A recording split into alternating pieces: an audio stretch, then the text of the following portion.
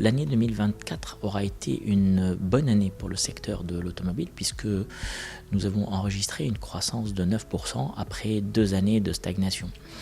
Alors 9% de croissance se répartissent entre 8% pour les véhicules particuliers et 18% pour les véhicules utilitaires légers. Donc les véhicules utilitaires légers, 18% c'est très bien et on revient de loin puisque nous avons connu 2 années de décroissance. Je dois rappeler que nous avons connu une période d'inflation importante qui s'est caractérisée entre autres par une augmentation des prix des véhicules d'un côté, des prix du carburant de l'autre et des prix du crédit, le coût du crédit et même l'accessibilité au crédit. Donc les consommateurs, entreprises et professionnels dans le domaine de l'utilitaire ont dû rallonger la durée de détention de leur véhicule pour réduire le coût de la composante transport dans leur coût de revient. Maintenant, l'année 2025 se présente, on va dire, sous de bons auspices puisque le pays est en développement.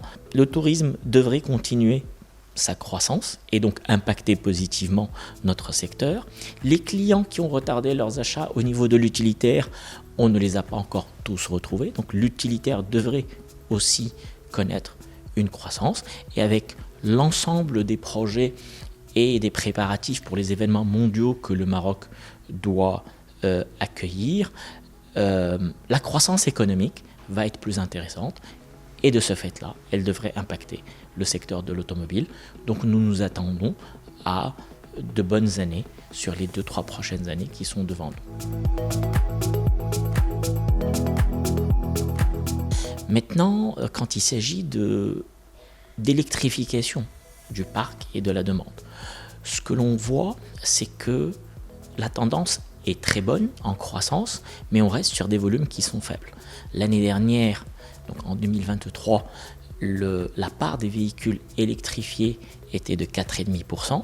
Cette année, elle passe à 6,3%, ce qui représente une grosse croissance, mais ça reste très faible, 6,3%, quand on compare à l'Europe qui est déjà à 60% sur ce segment qui combine les véhicules hybrides rechargeables et les véhicules électriques purs. Alors pour ce qui concerne le train de l'électrification de notre parc sur les années qui viennent, nous suivrons la tendance mondiale, c'est-à-dire une croissance à 2 chiffres.